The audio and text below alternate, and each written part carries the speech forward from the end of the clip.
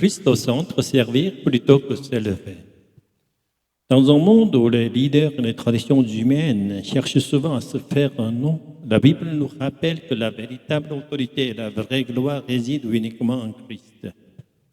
Cette méditation sur Colossiens nous invite à discerner les faux enseignements et les attitudes orgueilleuses, à nous centrer sur le rôle de Jésus-Christ comme unique chef de l'Église et apprendre à servir avec l'humilité comme lui l'a montré.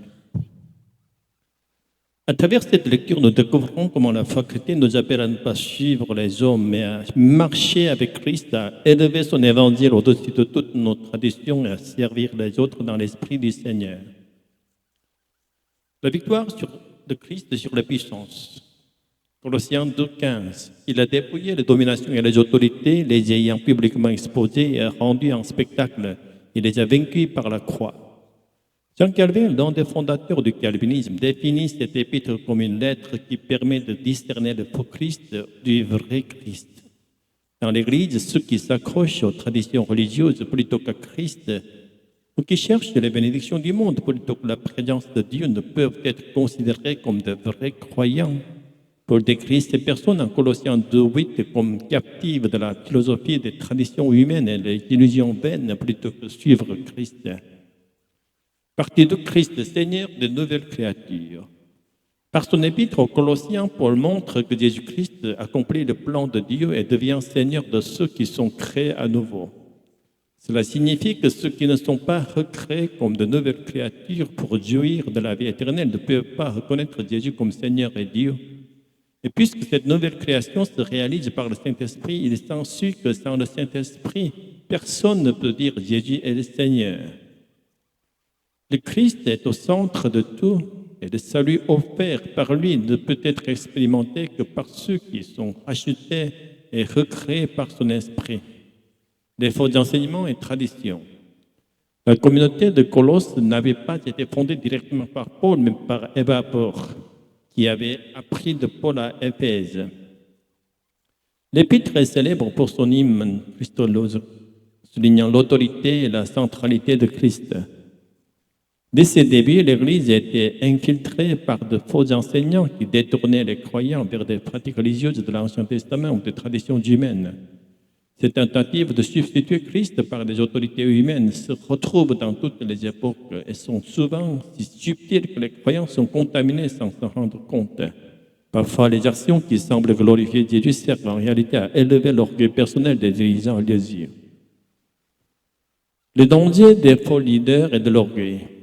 Dans la société moderne, les défis du pluralisme et du syncrétisme sont puissants. Il est nécessaire de rejeter fermement le syncrétisme. Cependant, il est paradoxal de constater que dans certaines églises coréennes qui critiquent vigoureusement le syncrétisme, elles continuent d'élever les leaders humains à côté du Christ, suivant des résidus confucéens. Derrière la critique du syncrétisme, il ne se peut qu'opère une stratégie politique classique utiliser des attaques externes comme prétexte pour masquer le problème interne, assimiler même des mouvements d'unité sains en tout et manipuler les croyants. Nous devons mettre la main sur notre cœur et réfléchir. Le fait qu'un leader pose devant l'objectif vêtu de longues robes, comme s'il avait l'autorité, est-il vraiment conforme à la voix des croyants rachetés par le sang de Jésus? Luc 20, 46. Gardez-vous des scribes qui aiment à se promener en longue robe, qui aiment les salutations sur les places du marché, les premières places dans les synagogues et les places données aux banquets. Dieu a averti que ces personnes recevront un jugement plus sévère. Les leaders qui se comportent comme s'ils étaient supérieurs aux croyants trahissent Jésus-Christ qui a été humilié sur la croix. Car le seul véritable chef de l'Église est Jésus-Christ. Un dirigeant d'Église doit imiter Jésus, devenir le serviteur des croyants, lavant et essuyant les pieds de chacun avec humilité. L'exemple de Christ est l'espérance du retour. Ce que les leaders humains doivent imiter, ce n'est pas Jésus assis sur le trône céleste, mais Jésus sur terre, qui lavait les pieds de ses disciples. L'exemple de service et d'humilité de Jésus est le modèle que chaque dirigeant d'Église doit suivre. Le jour où Jésus reviendra, les longues robes seront retirées. Ce ne sera plus dans un cortège de prisonniers que nous serons vus, mais au milieu des soldats victorieux de Dieu, marchant avec Christ. Nous prions que nos dirigeants soient trouvés parmi ceux qui marchent dans cette victoire, servant les croyants dans l'esprit du Christ et non dans l'orgueil ou la recherche de la gloire humaine.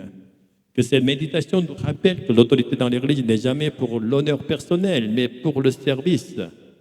Et que le vrai pouvoir spirituel réside dans l'humilité et la fidélité à Jésus-Christ. Alléluia. Amen.